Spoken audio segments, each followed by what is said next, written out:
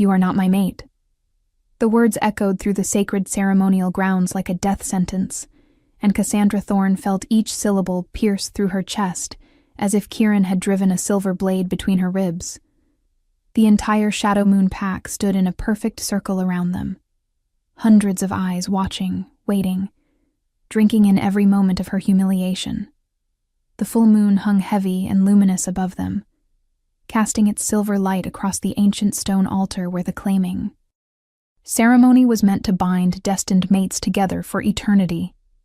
Cassandra had felt it the moment the moon rose.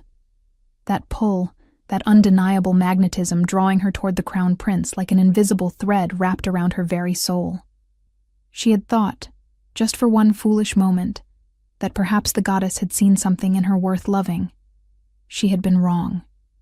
Kieran Ashford stood before her in his ceremonial robes, every inch the future Alpha King he was born to be. His dark hair caught the moonlight, his amber eyes glowing with his wolf's presence just beneath the surface, his powerful frame radiating the kind of authority that made even the strongest warriors lower their gaze. He was magnificent. He was untouchable. And he was looking at her with something worse than hatred or disgust. He was looking at her with complete and utter indifference, as if she were nothing more than an inconvenient interruption to the evening's proceedings. "My prince," Cassandra whispered, her voice trembling despite every effort to steady it. "I feel it. The bond. I know you feel it too." She reached out with one shaking hand, desperate for him to acknowledge what was burning between them. That golden thread of fate that had wrapped itself around both their hearts the moment their eyes met across the ceremonial circle. Kieran took a deliberate step backward, and the crowd gasped collectively. The rejection was not just personal. It was public, performed before the goddess herself, and every member of their pack. It was absolute. "What I feel," he said coldly, his voice carrying across the silent grounds, "is nothing. You are Omega, Cassandra. You have no wolf. You have no power. You have no lineage worth speaking of. The moon goddess does not make mistakes.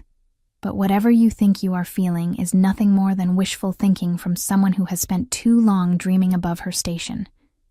Each word landed like a physical blow, and Cassandra felt something inside. Her chest began to crack, fracturing along invisible fault lines that had always been there, weaknesses she had tried so hard to hide. She had known, of course. She had always known that someone like her could never truly be meant for someone like him. Cassandra was nothing in the pack hierarchy, an Omega without a wolf, which was almost unheard of in their kind. Most wolves experience their first shift in their teenage years, feeling their animal spirit rise to the surface, claiming its place within the pack structure. Cassandra had waited, and waited, and waited through her 16th year, her 18th, her 20th, until finally everyone simply stopped asking when her wolf would emerge and started whispering that perhaps she was defective, broken, cursed by some ancient sin her bloodline had committed. She had no parents to defend her, no family to provide status or protection. She had been found as an infant on the pack's borders, wrapped in torn cloth with no indication of where she had come from or who had left her there. The Shadow Moon pack had raised her out of duty, but duty only extended so far.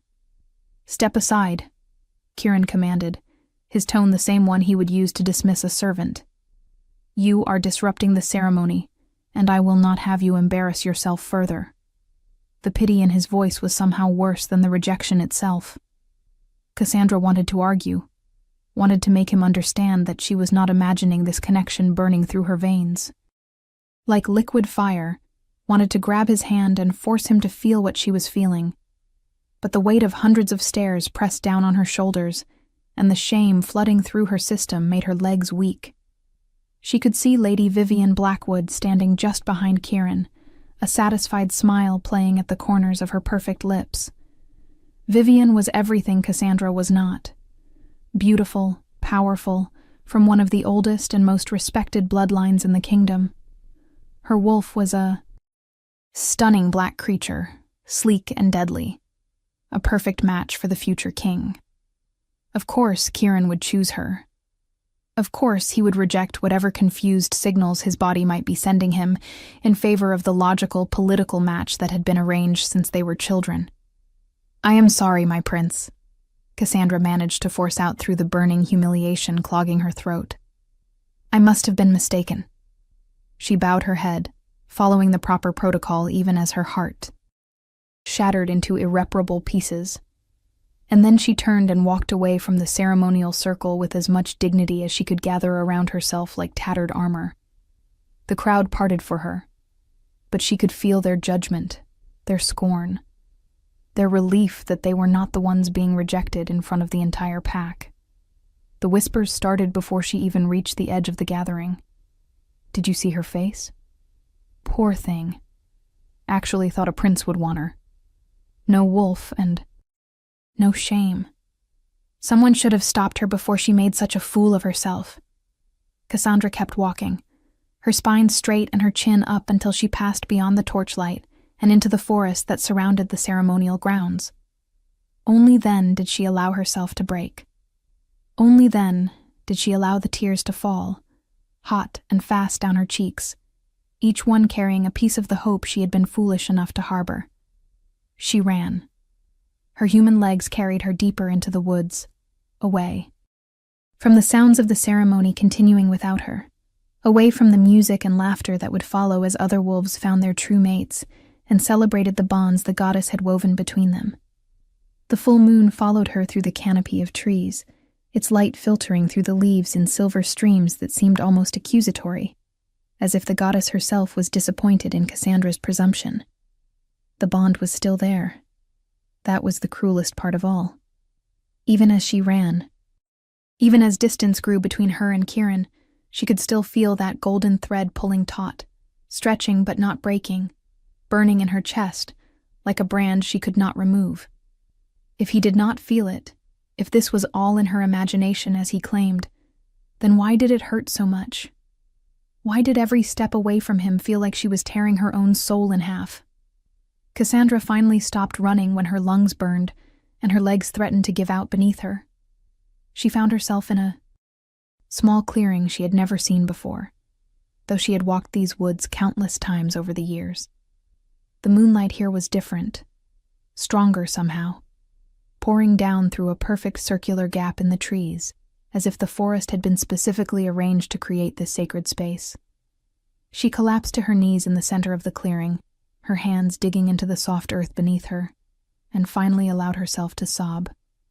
Great heaving cries that tore from her chest and echoed through the silent forest. "Why?" she demanded of the moon, of the goddess, of whatever force had decided her fate before she was even born. "Why would you show me something I can never have? Why would you make me feel this if he feels nothing?" The moon offered no answer.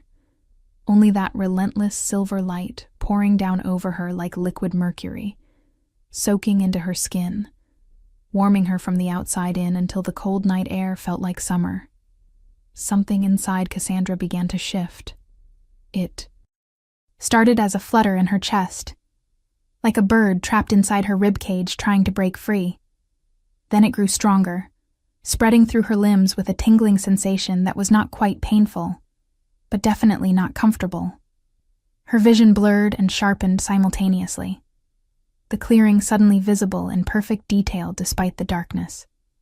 She could see individual blades of grass, could count the veins in the leaves overhead, could track the path of a single moth dancing through the moonbeams. Her hearing expanded until she could detect the heartbeat of a rabbit hiding in the underbrush 50 feet away, could hear the whisper of wings as an owl launched itself from a distant branch, could even hear the continued sounds of the ceremony miles behind her, Kieran's voice rising in some formal proclamation she could not quite make out. "No," Cassandra whispered, because she understood what was happening, even though it made no sense. Her wolf was coming. After 23 years of silence, of emptiness, of being told she was broken and incomplete, her wolf was finally rising to the surface. The pain hit her then, sudden and overwhelming, as if every bone in her body was breaking and reforming simultaneously. She tried to scream, but the sound that emerged was not human. It was a howl, pure and powerful, echoing through the forest with a resonance that made the trees themselves seem to shiver. Her body convulsed, shifting and changing in ways that should have been impossible, her human form giving way to something else, something wild and ancient and absolutely furious at being caged for so long. The transformation felt like dying and being reborn in the same agonizing moment. Her bones lengthened and reformed. Her muscles tore and rebuilt themselves stronger. Her senses exploded outward until she could feel the entire forest breathing around her like a living entity. When it was over, when the pain finally receded and left her panting in the moonlit clearing, Cassandra looked down at her new form and felt her mind struggle to process what she was seeing. She was not the small, weak Omega wolf she had always imagined she might be, if her wolf ever emerged.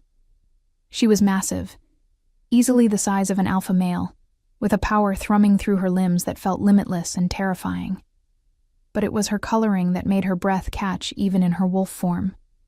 She was silver, pure, luminous silver, like the moon itself had reached down and poured its essence into her fur. And across her coat, visible even in the darkness, were markings. Intricate symbols that seemed to glow with their own internal light. Ancient runes that she had only ever seen in the oldest texts about pack history. In legends no one truly believed anymore. Moon marks. The sign of the lunar guardians. The first wolves blessed directly by the goddess. The bloodline that had ruled all packs before the Great Fracturing. Before the kingdoms divided in the ancient. Knowledge was lost. They were myths. Stories told to pups to teach them about honor and destiny and the goddess's favor. They were not supposed to be real. Cassandra threw her head back and howled again, this time not in pain but in pure, wild triumph. The sound carried for miles, a declaration that something new and powerful had just awakened in the Shadow Moon territory. She could feel her wolf's consciousness merging with her own, not a separate entity, but an integral part of herself that had been sleeping, waiting for the right moment to emerge. And her wolf was furious. Furious at Kieran for his rejection. Furious at the pack for their scorn. Furious at the years of being treated as less than nothing when she carried the blood of legends in her veins. "We are not Omega," her wolf seemed to whisper in her mind, the voice feminine and ancient, and absolutely certain. "We are moonborn. We are the goddess's chosen, and he will regret what he said tonight." Cassandra wanted to revel in her newfound power, wanted to run through the forest and feel her muscles work, wanted to test every new sense and ability that thrummed through her transformed body. But before she could move, she felt it. The bond with Kieran, which had been burning steadily in her chest since the moment she saw him tonight, suddenly erupted into an inferno. It was not just her feeling it anymore. She could sense his shock, his confusion, his sudden overwhelming awareness of exactly what he had just rejected. The mate bond, once one-sided, had become mutual, and it was tearing through both of them with the force of divine will. If you are enjoying this story, do not forget to leave a like and subscribe to the channel for more emotional stories like this one. Miles away at the ceremonial grounds, Kieran Ashford staggered as if he had been struck by lightning. One moment he had been standing beside Vivian, preparing to announce their formal engagement to the pack as tradition demanded when the alpha heir reached his 25th year. The next moment, his entire world had tilted on its axis, as a howl unlike any he had ever heard pierced through the night. His wolf, which had been calm and controlled inside him, suddenly went absolutely feral. It threw itself against his mental barriers with such force that Kieran nearly dropped to his knees, claws erupting from his fingertips as his beast demanded to be released, demanded to run toward that sound, demanded to find the source of that call. That resonated in every cell of his body. Kieran. Vivian's hand touched his arm, her voice laced with concern and something else. Suspicion, perhaps. She had always been perceptive, always able to read the political currents better than most. "What is wrong?" He could not answer her, could not form words when his entire being was suddenly consumed with one singular need. Cassandra, the Omega he had rejected, the girl with no wolf and no power who had dared to approach him during the ceremony. Except she was not powerless anymore. That howl had carried such strength, such ancient authority, that every wolf present had frozen in place, their instincts recognizing something primal and undeniable. The bond between them was no longer a whisper Kieran could ignore or dismiss as imagination. It was a roaring demand, a golden chain wrapped around his soul, pulling him toward her with such intensity that resisting felt like trying to hold back the tide. "I have to go," Kieran managed to force out through gritted teeth, his voice more growl than speech. His eyes had shifted to his wolf's amber glow, and he could feel his canines extending, his body preparing to shift whether he gave it permission or not. "The ceremony is not finished," his father's voice cut through the chaos, Alpha King Marcus Ashford stepping forward with the kind of authority that had ruled the Shadow Moon Pack for 3 decades. "You will not leave until you have completed the formal bonding rites with Lady Vivian." But even his father seemed unsettled, his nostrils flaring as if he too had scented something in that howl, some quality that spoke to the most primitive parts of their wolf nature. "Father, I cannot." Kieran's hands were shaking now, his control fracturing by the second. "Something is wrong. I need to—" He did not know how to explain it, did not know how to put into words that every instinct he possessed was screaming at him that he had made a terrible mistake, that the girl he had rejected with such casual cruelty was somehow essential to his very survival, that the bond he had denied was real and powerful and currently burning through his nervous system like acid. "You need to control yourself," Marcus commanded, his alpha authority pressing down on Kieran, trying to force submission, trying to make his son's wolf heal. "Whatever that was, we will investigate after the ceremony. You are the crown prince. You do not abandon your duties because some Omega finally shifted." But Kieran was already moving, his legs carrying him toward the forest before his conscious mind made the decision. He heard his father shouting behind him, heard Vivian's sharp intake of breath, heard the pack's confused murmuring rising to a roar. He did not care. Nothing mattered except following that pull, finding Cassandra, understanding what had just happened and why his entire world had just been turned inside out. He shifted mid-stride, his human form dissolving into his massive black wolf, and ran. The forest blurred around him as he followed the bond like a compass, his paws eating up the distance between them. He had always been fast, one of the strongest alphas in the kingdom despite his young age. But tonight he pushed himself harder than ever before, branches whipping past him, the underbrush tearing at his fur, his lungs burning with exertion. When he finally burst into the clearing where Cassandra waited, he skidded to a stop so abruptly that he nearly tumbled head over tail.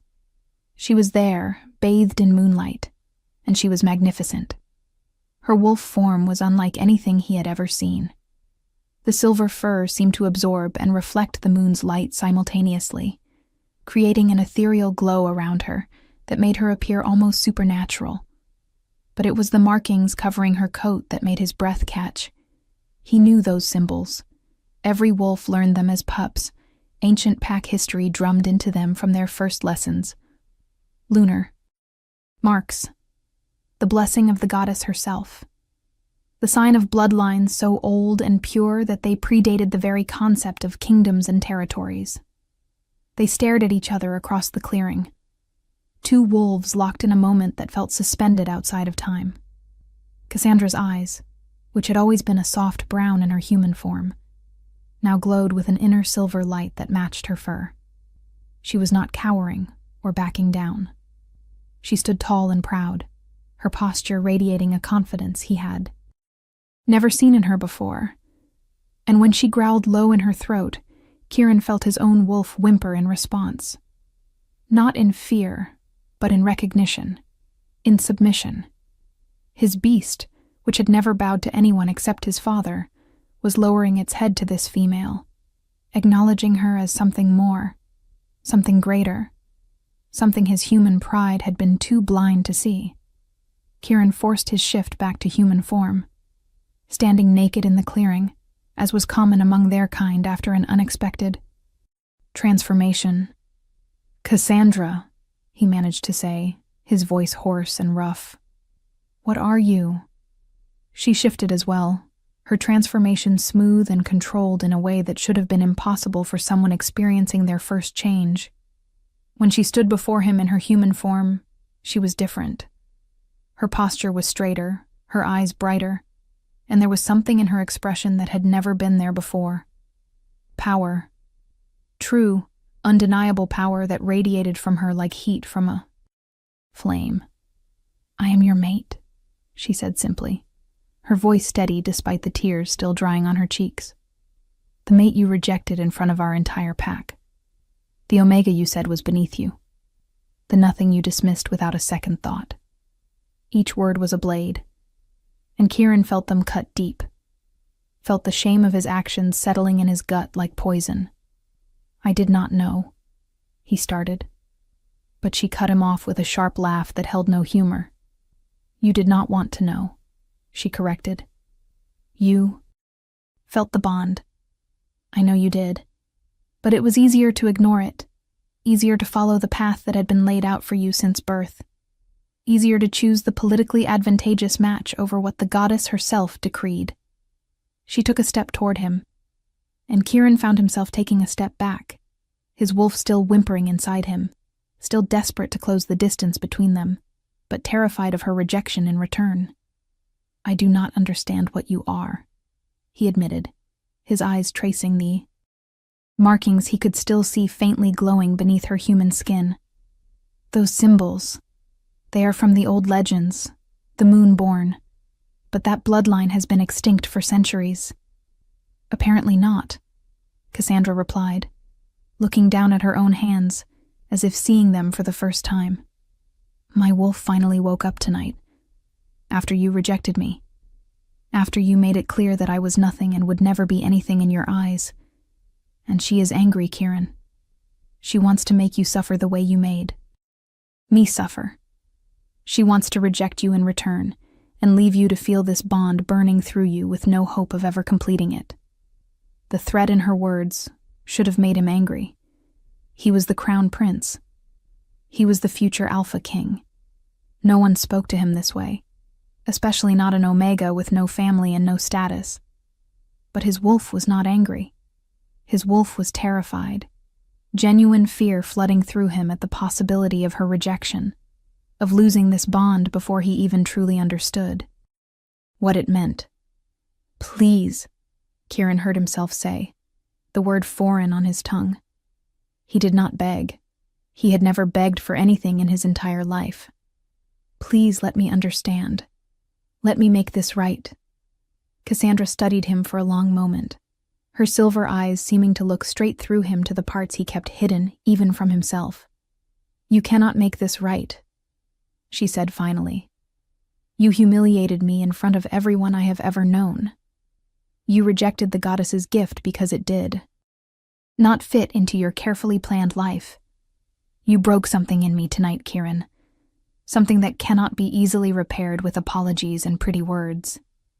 "Then what do you want from me?" he demanded, frustration bleeding into his voice despite his best efforts to remain calm. The bond between them was growing more intense by the moment, a physical ache in his chest that made it hard to breathe, hard to think about anything except closing the distance between them and claiming her the way. His wolf demanded. "I want you to leave," Cassandra said, and the words hit him like a physical blow. "I want you to go back to your ceremony, to your perfect bride, to your perfect life. I want you to forget about the Omega you rejected, because she does not exist anymore. What stands before you now is something else entirely, and I need time to understand what that means without you confusing everything." "I cannot just leave you here," Kieran argued, his protective instincts warring with his. respect for her wishes. You just shifted for the first time. You do not know how to control it yet. What if you cannot shift back? What if you lose yourself to your wolf? A small, sad smile crossed her face. My wolf and I are one, she said softly. We always have been. She was just sleeping, waiting for the right moment to wake. I have more control right now than you do, Prince. I can feel your wolf clawing at you, desperate to get to me, to complete the bond whether I want it or not. So, go, before you do something we will both regret. She was right. His control was hanging by a thread, his wolf becoming more aggressive with each passing second, demanding he close the distance, demanding he mark her and claim her, and make sure every other male in the kingdom knew she was his. The rational part of his mind knew that forcing himself on her would destroy any chance he had of truly winning her acceptance. But the primal part did not care about chances or acceptance. It only cared about the mate bond screaming through every nerve. This is not over, Kieran said, backing toward the edge of the clearing even as every step felt like ripping his own heart from his chest. We are mates, Cassandra. The goddess chose us for each other. You cannot fight fate forever. Watch me, she replied, and there was steel in her voice that had never been there before. You taught me tonight that destiny means nothing in the face of pride and politics. So perhaps I will take that lesson to heart and forge my own path, one that does not include a prince who looked at me like I was dirt beneath his feet. Kieran wanted to argue further, wanted to make her understand that he had not known, that everything had changed the moment he heard her howl, that his rejection had been a mistake he would spend the rest of his life trying to correct. But the look in her eyes told him that words would not be enough. Not now. Perhaps not ever. He shifted back into his wolf form and ran, leaving her. Standing in that moonlit clearing, his heart physically aching with every step that took him further from her. The bond stretched between them like a living thing, and he could feel her through it now, could sense her confusion and pain and anger as clearly as if they were his own emotions. This was what he had denied when he rejected her. This connection, this intimacy, this sense of completeness that came from finding the other half of your soul, and he had thrown it away because she did not fit the image he had been taught a queen should have. When Kieran returned to the ceremonial grounds, still in his wolf form, he found the entire pack in chaos. His father stood in the center of the sacred circle, his face a mask of barely controlled fury. Vivian waited beside him, her expression carefully neutral, but Kieran could see the calculation in her eyes. She knew. Somehow, she knew that everything had just changed. He shifted back to human form, and one of the servants rushed forward, with a robe to cover his nakedness. The crowd parted for him as he walked toward his father, their whispers following him like ghosts. Explain, Marcus commanded, his voice cold and hard. Explain why you abandoned your bonding ceremony to chase after an Omega into the forest. She is not Omega, Kieran replied, his own voice stronger than he expected. She is moonborn. She carries the marks of the goddess herself. And she is my mate. My true mate, chosen by the goddess, bound to me by fate itself. The gasps that rippled through the crowd were audible, but Kieran kept his eyes on his father, waiting for the explosion he knew was coming. Marcus stared at him for a long moment, and Kieran could see the war playing out behind his father's eyes. The political implications, the broken alliance with the Blackwood family, the chaos this would cause among the noble houses who had expected Kieran to choose Vivian. Moonborn, Marcus repeated slowly, as if testing the weight of the Guillaume words. You are certain of this? I saw the marks with my own eyes, Kieran confirmed. Ancient lunar symbols covering her wolf form, silver fur that glowed with inner light, a presence that made my own wolf submit. There is no doubt, Father. The bloodline lives, and it has been hidden among us all this time. He saw something flicker in his father's expression then. Not anger, but something closer to fear. or perhaps recognition. As if Marcus knew more about this than he was saying. "Where is she now?" Marcus asked, and Kieran hated the possessive way his wolf growled at the question, as if any interest in Cassandra from another male, even his own father, was a threat. "She asked to be left alone," Kieran said carefully. "She needs time to adjust to her transformation, to understand what she has become." What he did not say was that she had basically told him to go away and never come back, that his rejection had burned any chance of an easy acceptance of their bond, that he might have destroyed the most important relationship of his life before it even began. Marcus nodded slowly, his mind clearly working through the implications. "The ceremony cannot continue tonight," he announced to the assembled pack.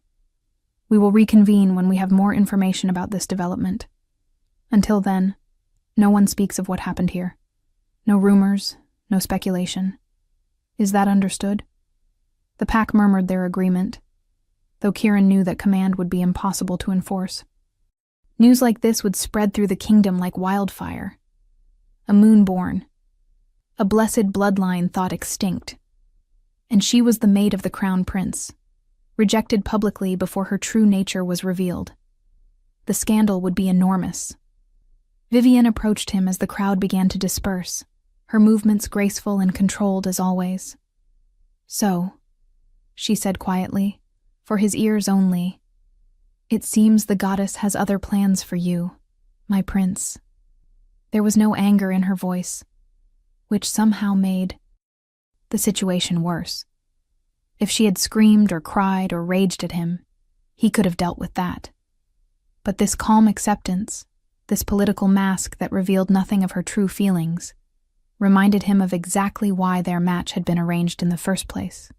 Vivian was the perfect political partner, cold, calculated, unmoved by emotion. "I am sorry," Kieran said, and he meant it. Not sorry that Cassandra was his mate, but sorry that Vivian was caught in the middle of this. Sorry that her own plans for the future were being upended by forces beyond anyone's control. "Do not apologize," Vivian replied, a slight smile playing at her lips. "We both knew this was a political arrangement. If the goddess has chosen someone else for you, then that is beyond our control, though I will admit, I did not expect her choice to be quite so dramatic." She glanced toward the forest where Cassandra had disappeared. A moonborn Omega, with no family and no status. The court is going to have an absolute field day with this. "She is not Omega," Kieran found himself insisting again, his protective instincts flaring even in Vivian's presence. "Whatever she was before tonight, she is something else now. Something powerful." Vivian raised one elegant eyebrow. "Yes, I gathered that from the way you abandoned me at the altar and went running after her like a lovesick pup. Tell me, does she return your feelings? Or did your rather public rejection perhaps damage that potential bond?" The question hit too close to the truth, and Kieran found he could not answer. The look of understanding that crossed Vivian's face was almost pitying. "Oh, Kieran," she said softly. "What did you do?" He did not sleep that night. Could not sleep when the bond with Cassandra thrummed through him like a second heartbeat, when every cell in his body demanded he return to that clearing and refused to leave until she accepted him. He stood on his balcony overlooking the packlands, watching the Chaung moon slowly traverse the sky, and wondered how everything had gone so catastrophically wrong so quickly. He had spent his entire life preparing to be Alpha King, had learned politics and strategy and combat and diplomacy, had been groomed from birth to put the pack's needs above his own, to make the logical choice over the emotional one, to rule with his head rather than his heart. And in doing so, he had rejected the greatest gift the goddess could have given him. He could still see Cassandra's face as she approached him during the ceremony, hope and fear warring in her expression, her hand trembling as she reached out to him. He had known in that moment that she felt the bond, had known, and had chosen to deny it anyway, because accepting her would have complicated everything. would have broken the alliance with the Blackwoods, would have raised questions about bloodlines and status, would have forced him to defend a choice that made no political sense. Except it had not been a choice. At all. The goddess did not make mistakes, as the old saying went. Fate did not care about politics or alliances or carefully laid plans. And now Kieran was left standing in the wreckage of his own making, tied by an unbreakable bond to a woman who had every reason to hate him, who might very well reject him in return just to make him suffer as she had suffered. His wolf whimpered inside him, a sound of pure misery that echoed Kieran's own feelings.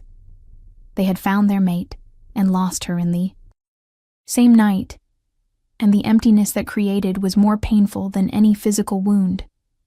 What do you think will happen next? Leave your predictions in the comments below.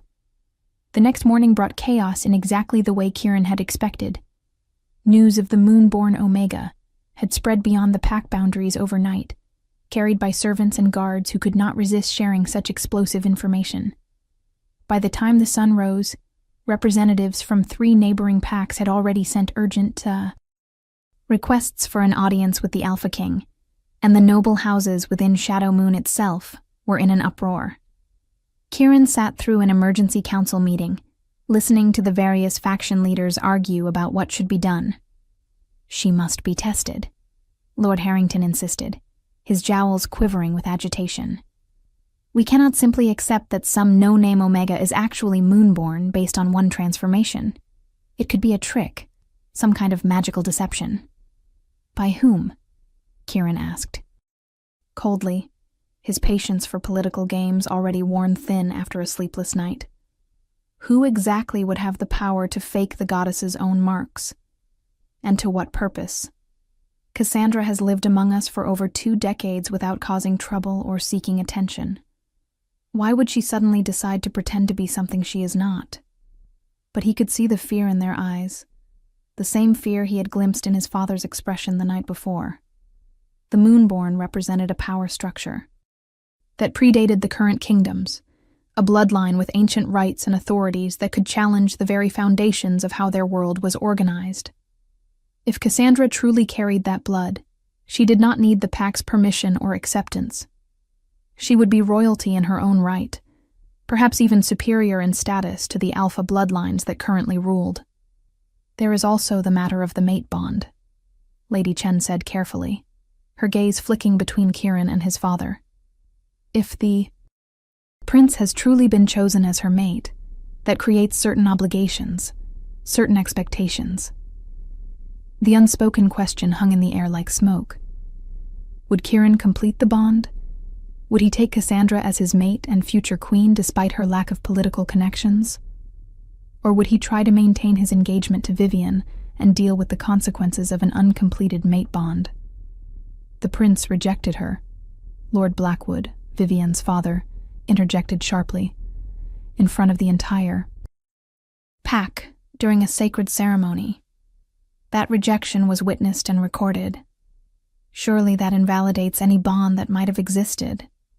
Kieran's wolf snarled at the suggestion, his canines extending involuntarily at the thought of the bond, with Cassandra being severed. Rejection does not work that way, Marcus said heavily, speaking for the first time since the meeting began. Once the mate bond is formed, it cannot be broken by words alone. It would require a formal rejection ritual performed by both parties willingly under the full moon. And even then, the consequences are severe. Both parties would carry the scars for the rest of their lives, would never be able to form another true bond. Then what are you suggesting, Your Majesty? Blackwood demanded, his composure cracking slightly. That my daughter should simply accept being cast aside for this Omega? That the alliance between our houses means nothing? Marcus met the other Alpha's gaze steadily. I am suggesting that the goddess's will supersedes political arrangements. If Kieran and this girl are truly mates, then fighting that bond would be not only foolish, but dangerous. Uncompleted mate bonds have driven wolves to madness. I will not risk my son's sanity and my kingdom's future for an alliance that can be maintained through other means. The dismissal of his daughter's value was clear. and Kieran watched Lord Blackwood's face flush with anger. But the man was too politically savvy to directly challenge the Alpha King in open council. Instead, he sat back in his chair, his expression settling into cold calculation. Kieran recognized that look. It was the same expression Vivian wore when she was planning her next move in the complex game of court politics. The Blackwoods were not people who accepted defeat gracefully. They would retaliate somehow, though probably not in any way that could be directly traced back to them. "Where is the girl now?" Lady Chen asked, bringing the discussion back to practical matters. "Has anyone seen her since last night?" Kieran had to admit he did not know. The bond told him she was still alive, still within the pack's territory, but beyond that vague sense of her existence, he had no specific information. He had not returned to the clearing where he left her, partly because she had asked for space, and partly because he was terrified of what he might find. What if she had run? What if she had rejected the bond and disappeared into the wilderness, choosing isolation over accepting a mate who had humiliated her? "I will find her," Kieran said, pushing back from the council table. "And I will bring her here so the council can see for themselves what she is. But I warn all of you now, treat her with respect. She may have been Omega before, but she is Moonborn now, and that carries authority that predates any title in this room." He did not wait for permission or dismissal, simply stood and walked out of the council chamber, his father's, gaze burning into his back. He knew Marcus would have questions, would want to discuss strategy and implications and how to manage this crisis. But Kieran could not think about politics right now. Not when the bond with Cassandra was pulling at him like a fishhook in his soul, demanding he find her, see her, make sure she was safe. He found her scent trail easily enough, following it from the ceremonial grounds into the forest, and to that same clearing where they had confronted each other the night before. But she was not there. Her scent continued deeper into the woods, toward the old ruins that marked the original settlement of the Shadow Moon Pack, back before they had built the Grand Palace and established themselves as one of the premier kingdoms in the region. The ruins were mostly forgotten now, visited only by historians and young wolves looking for private places to meet their lovers. But Cassandra's scent led directly to the crumbling stone structures. And when Kieran finally found her, she was sitting in what had once been a temple to the moon goddess, her silver eyes fixed on the ancient altar that still stood despite centuries of neglect. She had shifted back to human form, and had apparently found some clothes somewhere, though they were simple and worn. Nothing like the ceremonial garments that would be appropriate for someone of her newly revealed status. She did not turn to look at him as he approached, though he knew she had scented him long before he entered the ruins. "You should not be here," she said quietly, her voice echoing slightly in the stone chamber. "I told you, I needed time." Kieran stopped at the entrance to the temple, not trusting himself to get closer. "The council wants to see you," he said, trying to keep his voice neutral and professional. "They want to verify your bloodline, to understand what your emergence means for the pack." Cassandra laughed, the sound bitter and harsh. "Of course they do. Cannot have an Omega. Claiming to be Moonborn without proper verification, can we? Goddess forbid they simply take the word of their future king."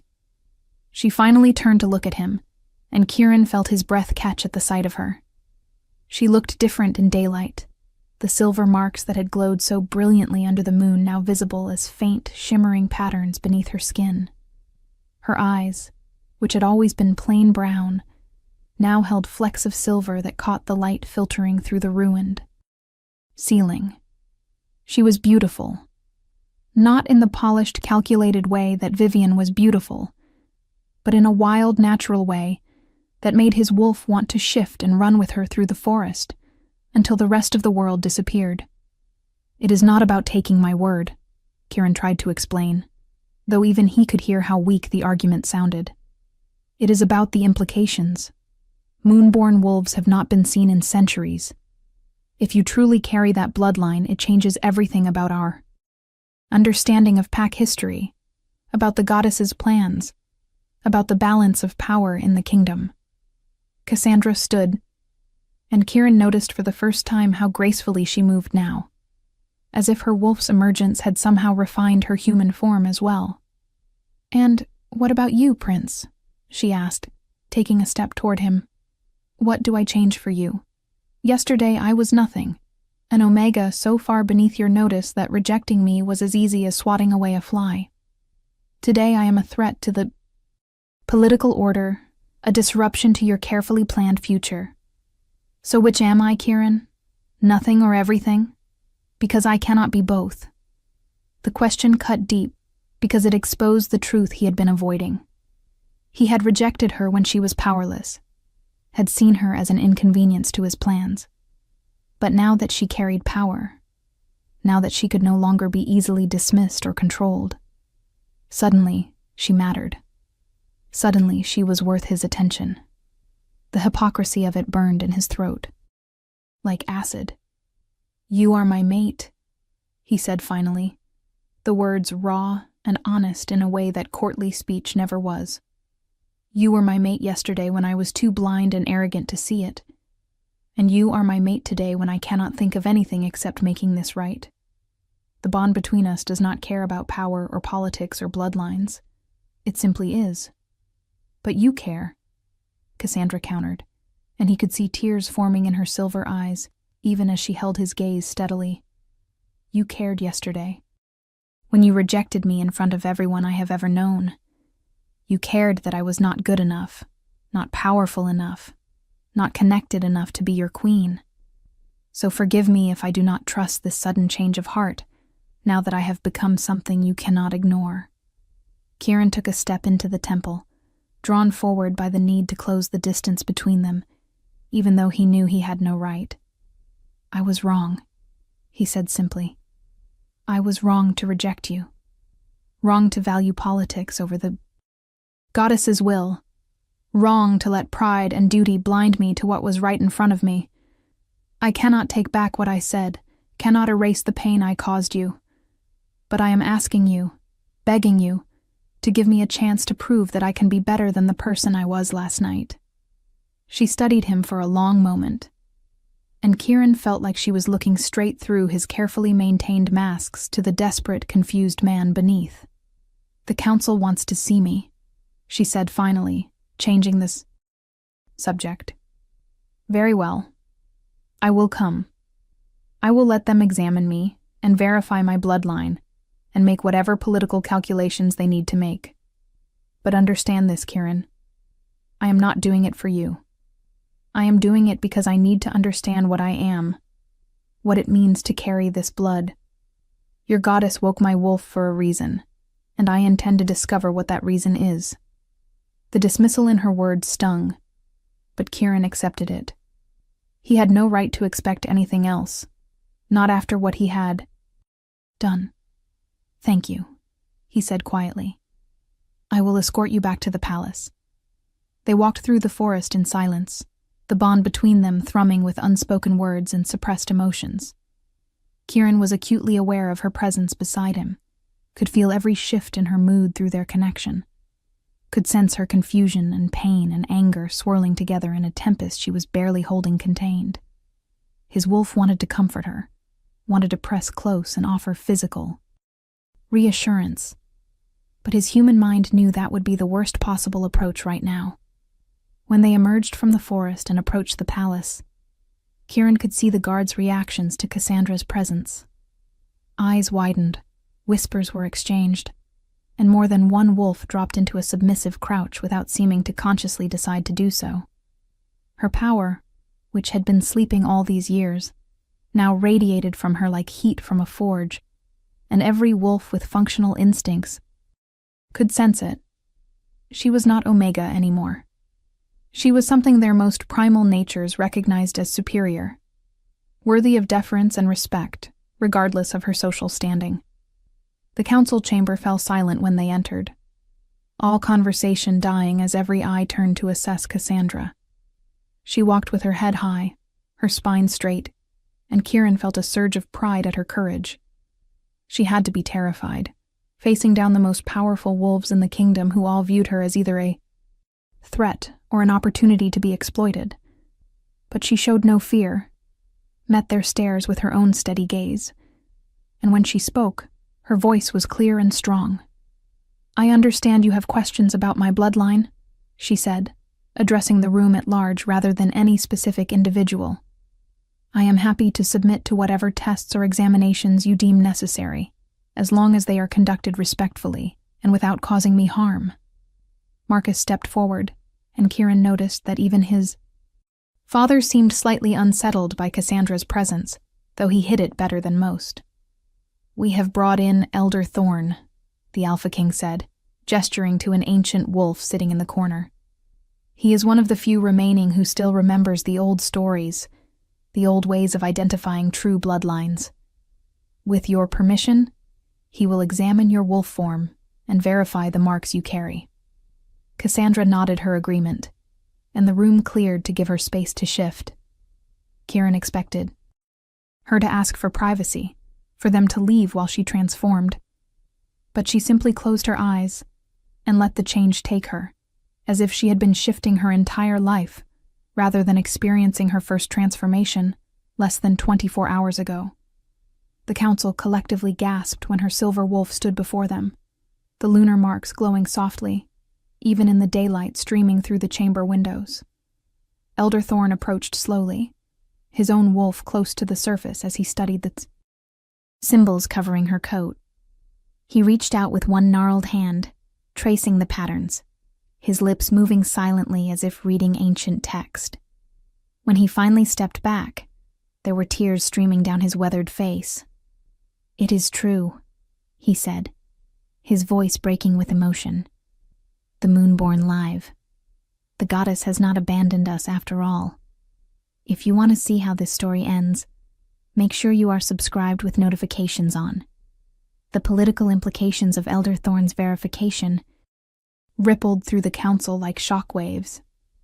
Cassandra shifted back to human form, once again clothed in those simple garments that seemed almost insulting now that her true status had been confirmed. Kieran watched the various council members' expressions shift from skepticism to calculation as they processed what this meant. A true moon born among them, the first in centuries, and she was bound by fate to their crown prince. "This changes everything," Lord Harrington said unnecessarily, stating the obvious. "The other kingdoms will want access to her, want to study her bloodline, understand how it survived when everyone believed it extinct. We will need to protect her, keep her safe from those who might try to exploit her power." "I am standing right here," Cassandra said coolly, her silver eyes flashing with annoyance. "And I am perfectly capable of protecting myself, thank you. My wolf may be new, but she is strong, and I will not be treated as some helpless prize to be guarded and controlled." Kieran felt his respect for her grow even further. She was facing down the most powerful alphas in the kingdom without flinching, demanding they treat her as an equal rather than an object. It was exactly the kind of strength a queen needed, the kind of backbone that would serve her well in the cutthroat world of pack politics. "Of course," Marcus said smoothly, ever the diplomat. "Forgive us. We are simply trying to understand the best path forward. Your emergence is unprecedented, and we want to ensure that your rights and safety are properly protected." Cassandra tilted her head, studying the Alpha King with an intensity that made even Marcus seem uncomfortable. "What rights would those be, exactly?" she asked. "Because as far as I am aware, I am still a pack member with no family, no connections, and no status beyond what my wolf's bloodline provides. I have no lands, no wealth, no political power. So what exactly are you offering to protect? Your Majesty." The question hung in the air, and Kieran realized with a start that she was absolutely right. Despite her ancient bloodline, despite the power now coursing through her veins, Cassandra technically owned nothing and had no legal standing beyond basic pack membership. She was powerful, yes, but power without resources or support was limited in what it could accomplish. The Moonborn historically held territories of their own, Elder Thorne interjected quietly. Before the great fracturing. Before the kingdoms divided, your ancestors ruled from the sacred grove, a place of power where the goddess's presence was strongest. Those lands were never formally claimed by any pack after the bloodline disappeared. Technically, they still belonged to your family. Every head in the room turned to stare at the elder, and Kieran could see the worry flickering across his father's face. The sacred grove was legendary, a place of myth and power located at the crossroads of 3 kingdoms. If Cassandra had legitimate claim to those lands, she would not just be a powerful individual. She would be a sovereign in her own right, equal in status to any Alpha King. The sacred grove is ruins, Lord Blackwood said dismissively, though Kieran could hear the tension in his voice. Whatever power it once held has long since faded. Claiming those lands would give her nothing but crumbling stone and overgrown forest. Perhaps, Elder Thorne agreed. Or perhaps the power was simply sleeping, waiting for the bloodline to return. He turned to Cassandra, his ancient eyes filled with something that might have been hope. Would you claim your ancestral lands, child? Would you take up the mantle your forebears carried? Cassandra was silent for a long moment, and Kieran could feel her uncertainty through the bond, her fear warring with something else. Determination, perhaps. Or maybe just the desire to never again be in a position where someone could look at her and see nothing. Worth keeping. I need time to think, she said finally. This is all happening very fast, and I do not want to make decisions that will affect the rest of my life without fully understanding the implications. Of course, Marcus said, though Kieran could hear the relief in his father's voice. The longer Cassandra delayed claiming her ancestral rights, the more time the existing power structures had to figure out how to deal with her emergence without having their own authority challenged. Take all the time you need. In the meantime, we should discuss your living arrangements.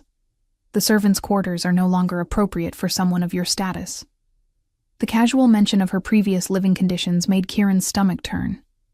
He had known, intellectually, that Omegas without families lived in the least desirable parts of the palace, often sharing cramped quarters with multiple other wolves. But he had never really thought about what that meant, had never considered that. Cassandra might have been struggling with basic necessities while he lived in luxury only a few halls away. I am fine where I am, Cassandra said, though Kieran could sense the lie through their bond. She was not fine. She was overwhelmed and exhausted, and desperately trying to maintain her composure in front of people she had every reason to distrust. Nonsense, Lady Chen interjected, her practical nature overriding political considerations. You will stay in the guest wing until proper. Quarters can be prepared, somewhere befitting your bloodline and your connection to the Crown Prince. The pointed reminder of Kieran's bond with Cassandra made several council members shift uncomfortably, though no one seemed willing to directly address the elephant in the room. What about my engagement to Lady Vivian? Kieran asked, deciding to confront the issue head-on rather than letting it fester. The mate bond supersedes any previous arrangements, but there are still political considerations to address. He could see Cassandra stiffen at his words, though she said nothing. Lord Blackwood leaned forward, his expression predatory. Indeed there are, he said softly. My daughter was publicly humiliated when you abandoned her at the altar, Prince. There must be compensation for that insult. Some way to maintain the alliance between our houses even if the marriage will not proceed.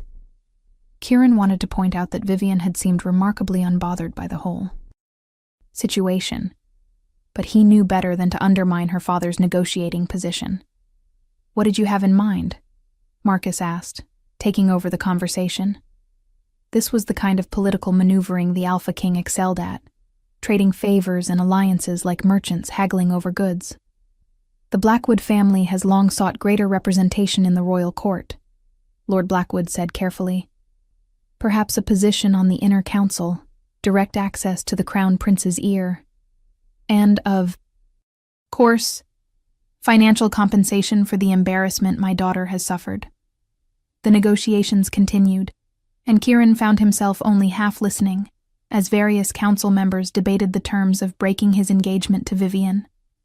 His attention was focused on Cassandra, who stood silently throughout the discussion, her expression carefully blank. He could feel her emotions through the bond, though. Hurt that he was so casually discussing political compensation for rejecting her while offering nothing for the far worse public humiliation she had endured.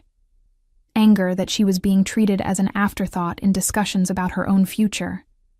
Exhaustion from maintaining her composure, when every instinct probably screamed at her to shift and run.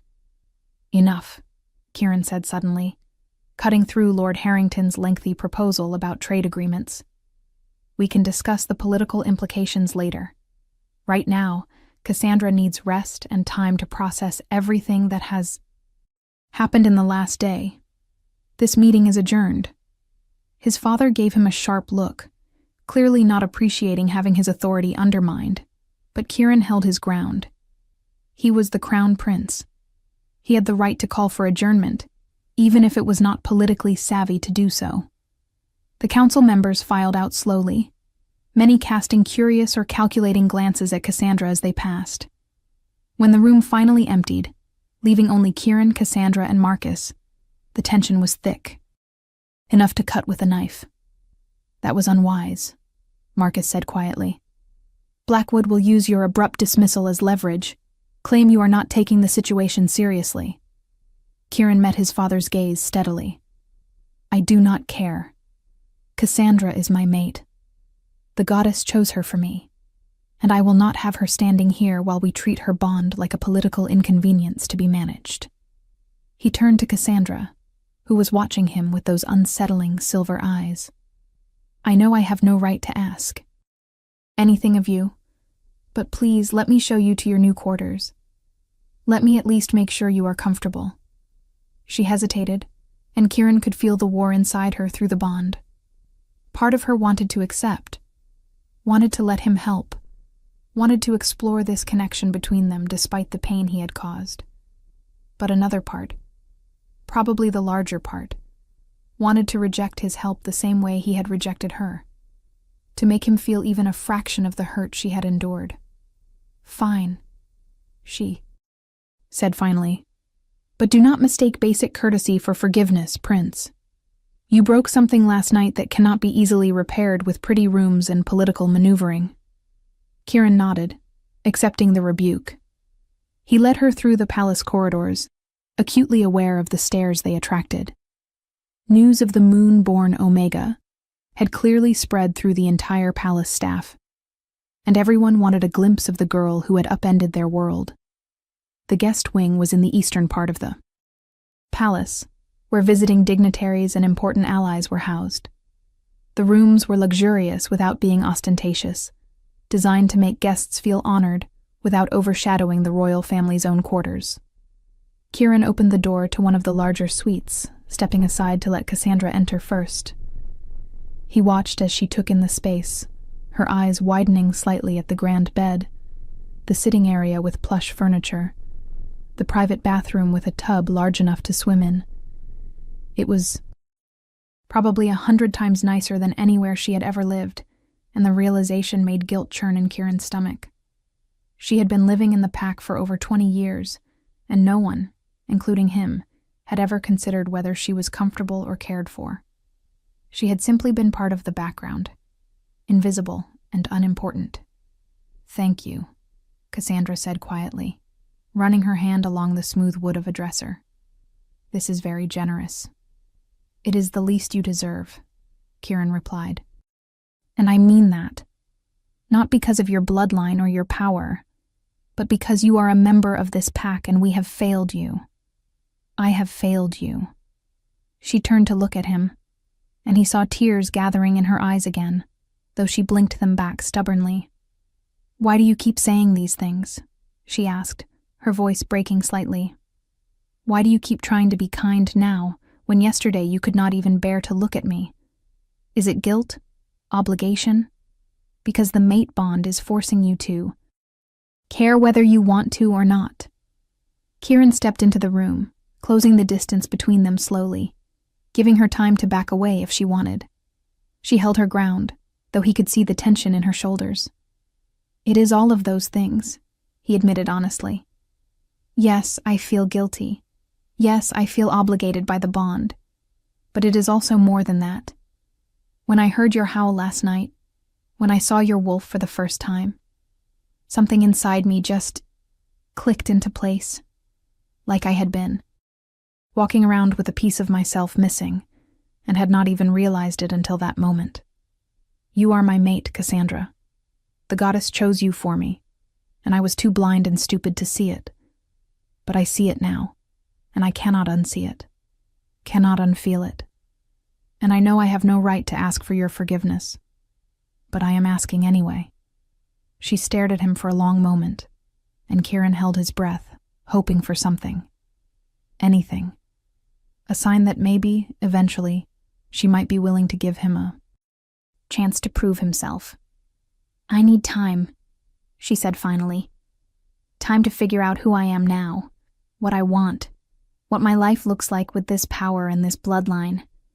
And I need to do that without you confusing everything with the mate bond and the guilt and the politics." It was not a rejection, but it was not acceptance either.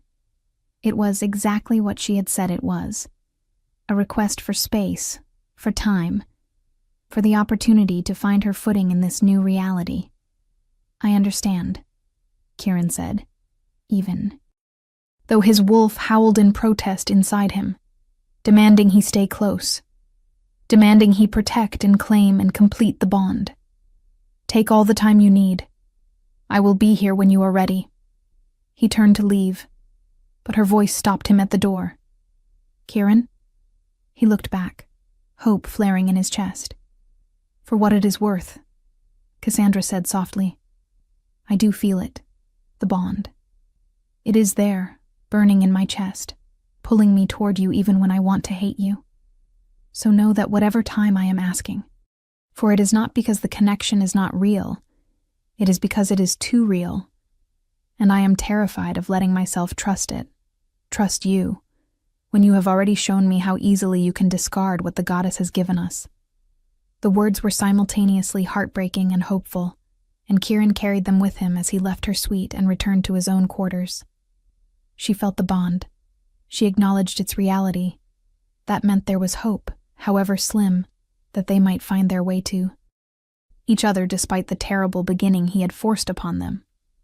Over the next several days, Kieran watched from a distance as Cassandra began to navigate her new reality. Elder Thorn took her under his wing, teaching her the old stories, helping her understand what it meant to be moonborn. She spent hours in the ancient library, reading texts that had not been touched in generations, learning about her ancestors and the power they had wielded. She also began training with the packs. Warriors, learning to control her wolf, to fight in both forms.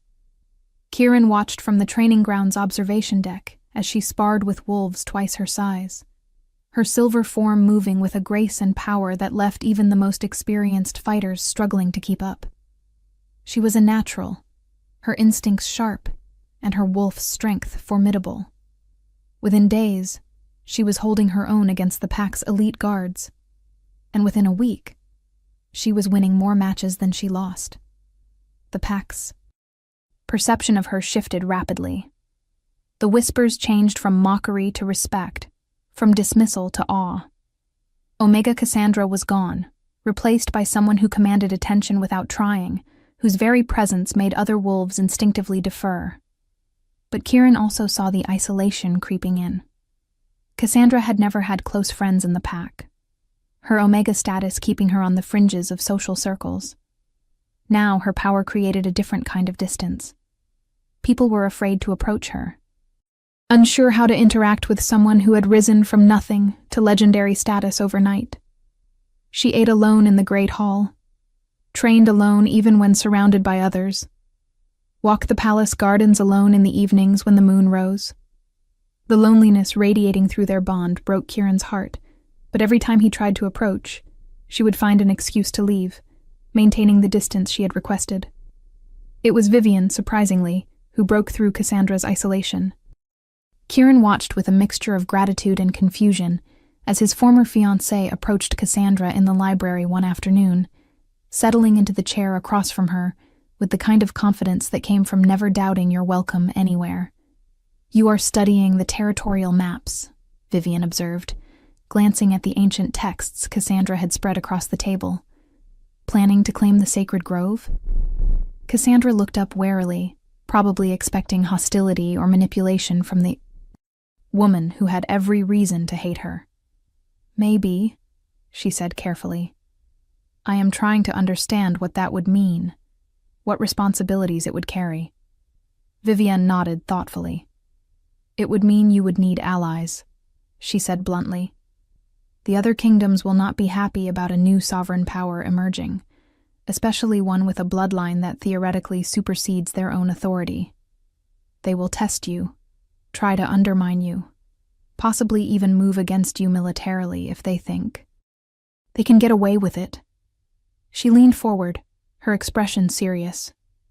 "You need friends, Cassandra. People who understand how the political game works, and who have their own reasons to see you succeed." Cassandra studied her for a long moment. "And you want to be one of those friends? Even though I am the reason your engagement was broken?" "My engagement was broken because the goddess had other plans," Vivian corrected gently. "You did not choose to be Kieran's mate any more than I chose not to be. And honestly, I think you will be a far more interesting queen than I would have been. I was raised to be a perfect political partner. But you have fire. You have real power. And most importantly, you have the capacity to actually change things rather than just maintaining the status quo." It was the beginning of an unlikely friendship, one that confused and worried Kieran in equal measure. He trusted Vivian's political instincts, but he also knew she never did anything without calculating the benefits to herself and her family. Still, he could not deny that having Vivian's support made Cassandra's position stronger, gave her access to connections and knowledge she would not have otherwise possessed. As the weeks passed, Cassandra grew more confident in her role, more comfortable with her power.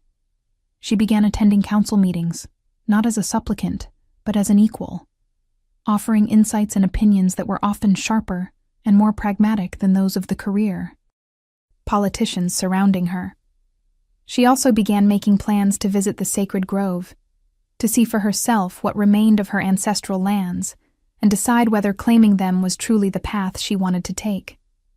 Through it all, the mate bond between her and Kieran continued to burn, a constant presence neither of them could ignore.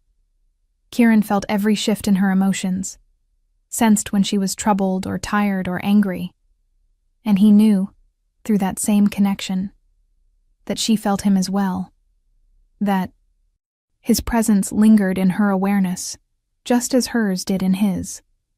But they maintained their distance, circling each other like wary predators, neither quite ready to take the final step toward either completion or rejection of the bond. Until the night of the Harvest Moon Festival, when everything changed once again. The festival was one of the pack's oldest traditions, a celebration of the autumn equinox when the moon rose full and golden over the land. It was a night of feasting and music, of pack bonds being reinforced through shared joy. It was also, traditionally, a night when new mate bonds were often completed, the magic of the harvest moon lending its power to the unions. Kieran watched Cassandra from across the festival grounds, his heart aching at the sight of her. She wore a dress Vivian had helped her choose, deep green that brought out the silver in her eyes and clung to her curves in ways that made his wolf snarl with possessive approval. Her hair was loose around her shoulders, catching the light of the bonfires, and she was laughing at something Elder Thorne had said, her face open and relaxed in a way he had never seen before. She was beautiful, not just physically, though goddess knows she was stunning enough to make his breath catch, but beautiful in the way she carried herself now, confident, powerful, fully herself in a way she had never been allowed to be before. "You should talk to her," his father said quietly, appearing at Kieran's side. "The pack is starting to wonder why their future king is pining from a distance instead of courting his goddess-chosen mate. Kieran shook his head. She asked for time. I am giving it to her. Marcus made a noise of frustration. Time, yes. But it has been weeks, son. The bond is clearly affecting both of you. I can see it in how you watch her, how she unconsciously turns toward you even when she is talking to others. At some point, you need to actually fight for what the goddess has given you instead of waiting for permission. The words stung because they were true. Kieran had been so afraid of pushing Cassandra further away that he had barely tried to close the distance between them. He had been passive, reactive, when what she probably needed was for him to prove that he actually wanted her, that his pursuit was not just about obligation or guilt. What if she rejects me? Kieran asked quietly, voicing the fear that had kept him paralyzed. What if I try, and she decides I do not deserve a second chance? Marcus gripped his son's shoulder firmly. Then at least you will know. At least you will have tried.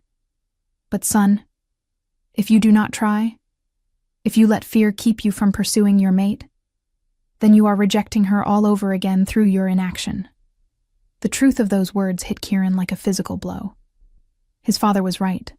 By keeping his distance, by waiting for Cassandra to come to him, he was essentially telling her that she was not worth the effort of pursuing, not worth fighting for. He was repeating the same mistake he had made during the claiming ceremony, prioritizing his own comfort and fear over what she needed from him. He watched as Cassandra excused herself from her conversation with Elder Thorn and began walking toward the edge of the festival grounds, toward the path that led to the forest. His wolf stirred, demanding he follow. And for once, Kieran did not hesitate. He pursued her into the darkness beneath the trees, tracking her scent easily, until he found her standing in a small clearing, bathed in the golden light of the harvest moon. She turned when she sensed him approaching, her silver eyes reflecting the moonlight. Kieran, she said softly. Not quite a greeting, and not quite a question. I hoped you would follow me, she admitted, and the confession sent hope soaring through his chest. I have been thinking about what you said, about giving you a chance to prove yourself, and I realize that I have not exactly made that easy. Keeping my distance, refusing to let you try. Kieran stepped closer, his heart hammering in his chest. You had every right to keep your distance, he said. I hurt you. I humiliated you. I gave you every reason not to trust me. You did, Cassandra agreed. But I have also been watching you these past weeks. Watching how you defend my status in council meetings when the other alphas try to dismiss my opinions. Watching how you have honored my request for space even though I know it has been killing you through the bond. Watching how you look at me when you think I am not paying attention. She took a step toward him, closing the gap between them. I feel it too, you know. The bond.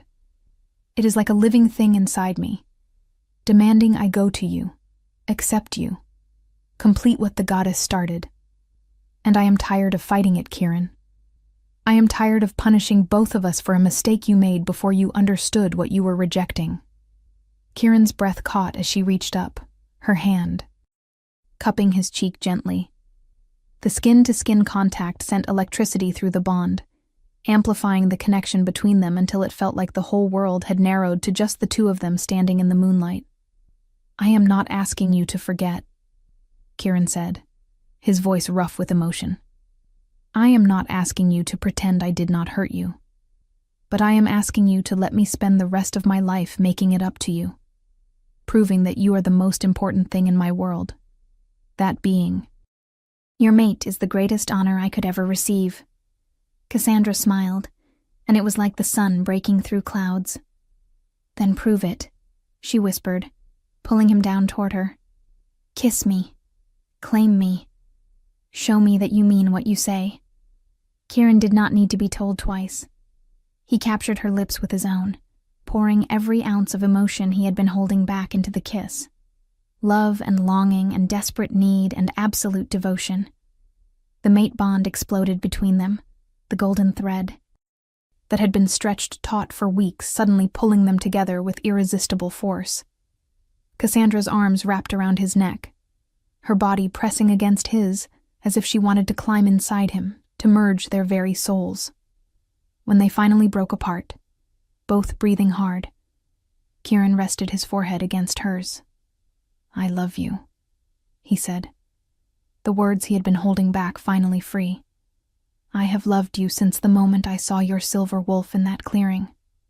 Maybe even before that. Some part of me recognizing you as mine even when I was too stupid to acknowledge it." Tears streamed down Cassandra's face, but they were happy tears this time. "I love you too," she whispered. "Goddess help me, but I do. Despite everything, despite the pain and the fear and all the very good reasons I should not trust you, I love you." The admission broke something loose inside both of them, and they came together again, kisses turning heated and desperate as weeks of restraint finally shattered.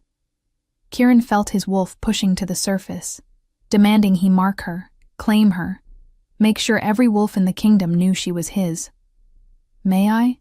he asked, his lips against her throat, his canines extending in anticipation. "May I complete the bond?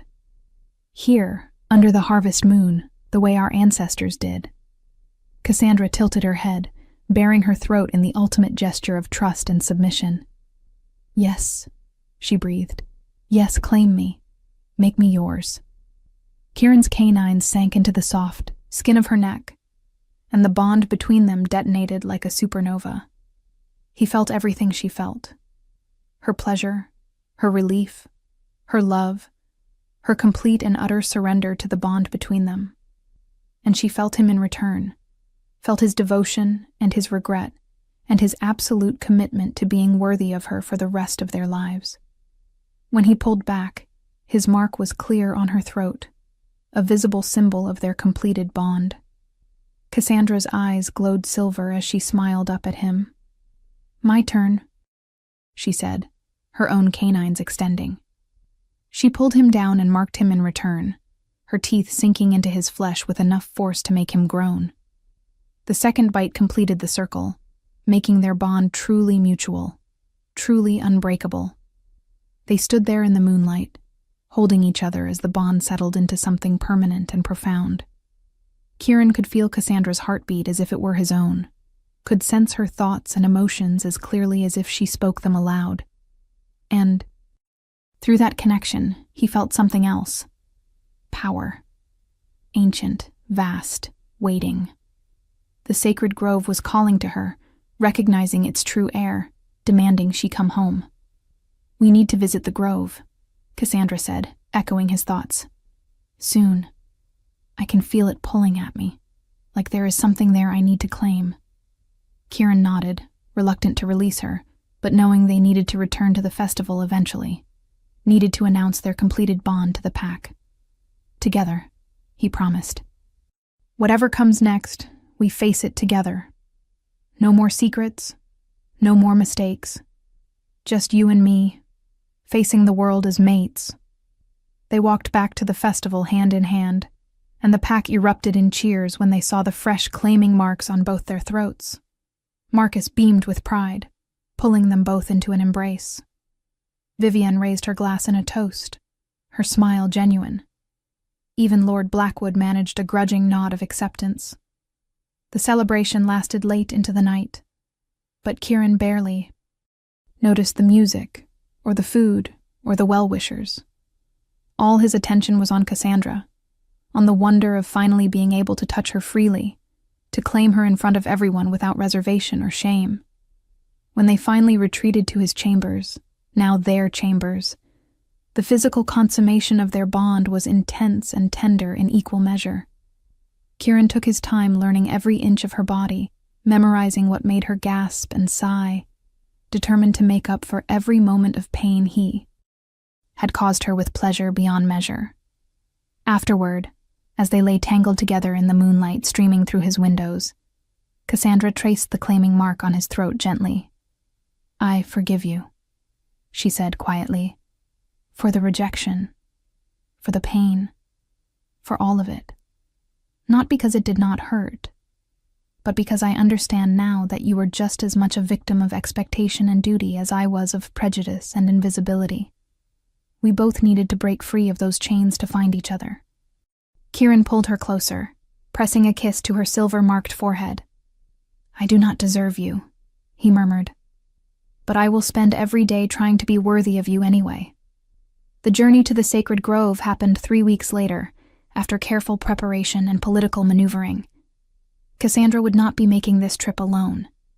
Kieran insisted on accompanying her, as did Elder Thorn, Vivian, and a small guard of the pack's most trusted warriors. The other kingdoms had been informed of her intention to claim her ancestral lands, and while they had not openly objected, the tension was palpable. A new sovereign power was emerging, one that could potentially challenge the existing order, and no one was quite sure what that would mean for the future. The grove itself was located at the convergence of 3 territories, in the neutral zone that technically belonged to no pack. It was a day's journey from the Shadow Moon Palace, through ancient forests that grew denser and more primal, with every mile. When they finally arrived, even Kieran, who had seen many sacred places, caught his breath at the sight. The sacred grove was not ruins, despite what Lord Blackwood had claimed. It was a living temple, a place where the boundaries between the mortal world and the divine seemed paper-thin. Ancient trees grew in perfect circles around a central clearing, their branches forming a natural cathedral overhead. At the heart of the clearing stood an altar of pure white stone, unmarked by time or weather, glowing with its own internal luminescence. And everywhere, absolutely everywhere, silver light danced through the air like living things, responding to Cassandra's presence. "The grove recognizes you," Elder Thorn said, his voice filled with awe.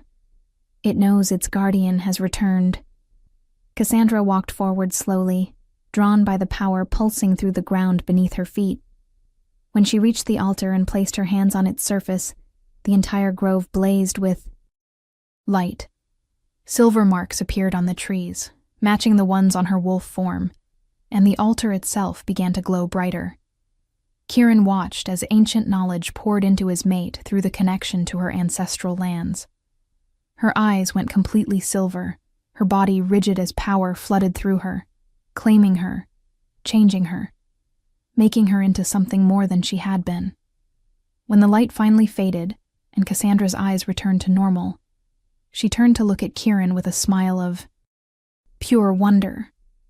"I understand now," she said, "why the goddess woke my wolf when she did, why the bond formed between us.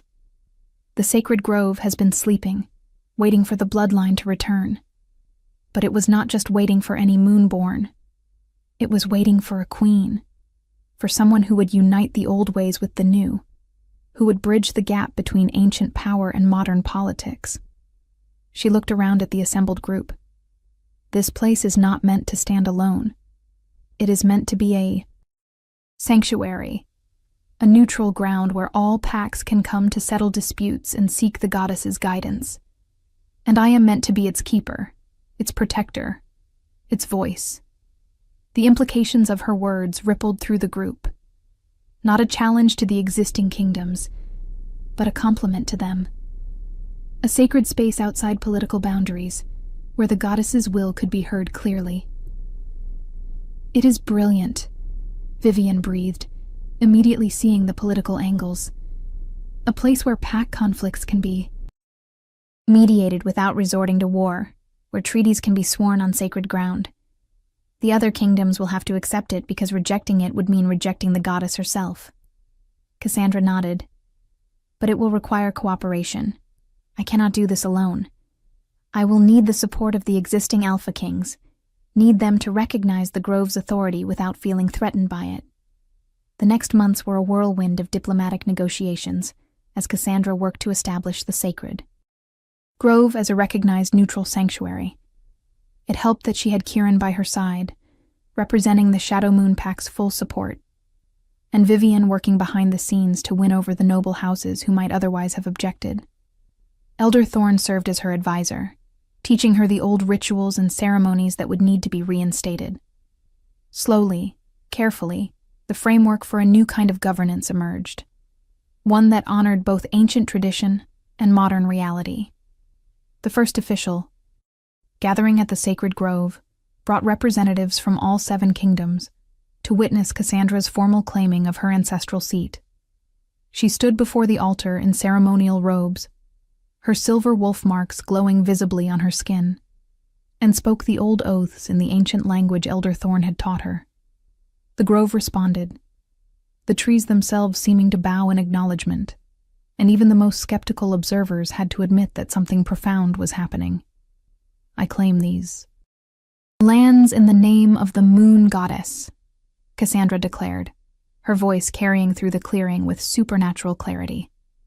I claim them not for conquest or power, but for peace. Let this place be sacred ground where no blood shall be shed, where all wolves may seek sanctuary and guidance, where the goddess's light shines equally on all her children. The ritual concluded with a treaty signing, all 7 Alpha Kings putting their marks on a document that recognized the sacred grove's sovereignty while establishing guidelines for its use. It was not perfect. There were concessions and compromises and political calculations that left everyone slightly unsatisfied, which probably meant it was as fair as such things could be. But it worked. It created something new without destroying what already existed.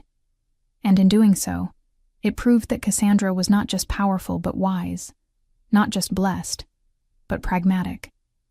The wedding came 2 months later, a grand affair that united not just Kieran and Cassandra but symbolically brought together the old ways and the new. The ceremony was held at the sacred grove, with representatives from every pack in attendance. Cassandra wore robes of silver and white, the color of the moon goddess herself, and her marks glowed visibly throughout the ceremony. Kieran had never been more proud or more certain of anything in his life than he was when he watched his mate, his queen, his miracle, promise herself to him before the goddess and the gathered packs. When the ceremony concluded, and they were formally declared mates before the world, the celebration that followed was legendary. Music and dancing and feasting that lasted 3 days, with wolves from all corners of the kingdom coming to pay their respects to the new queen who had risen from nothing to reshape their world. But Kieran's favorite moment came on the 3rd night, when he and Cassandra finally escaped the festivities and ran through the forest together in their wolf forms, silver and black, moving in perfect harmony beneath the full moon. They were free. They were together. And they were exactly where the goddess had always intended them to be. Years later, when their first child was born with silver marks glowing on her tiny body, Cassandra held her daughter and thought back to that night when Kieran had rejected her, when she had run into the forest, broken and humiliated. She thought about how that moment of devastation had somehow led to everything she now had. A mate who loved her fiercely, a purpose that gave her life meaning, power and status and respect, and most importantly, the knowledge that she was exactly who she was meant to be, that the goddess's plans had been perfect even when they had seemed cruel. "What are you thinking?" Kieran asked, settling beside her to admire their daughter. "I am thinking that sometimes rejection is a blessing," Cassandra said softly. "If you had accepted me that night, I might never have discovered my wolf, might never have found my power or my purpose. The goddess knew what she was doing when she woke my wolf after you rejected me. She was not punishing me. She was setting me free." Kieran pressed a kiss to her temple, his hand gentle on their daughter's tiny head. "I am sorry I had to hurt you for you to become who you were meant to be," he said quietly. "But I am grateful every day that you gave me a second chance to be part of your story." Cassandra leaned into him, feeling the bond between them pulse with warmth and love and absolute certainty. "We are exactly where we are supposed to be," she said. "And our daughter will grow up knowing that she is loved and valued and powerful, not despite who she is, but because of it. That is the legacy we give her. That is what we built from the ashes of that terrible night. If this story touched your heart, share it with someone who loves epic romance. Tell me in the comments, did you see this ending coming?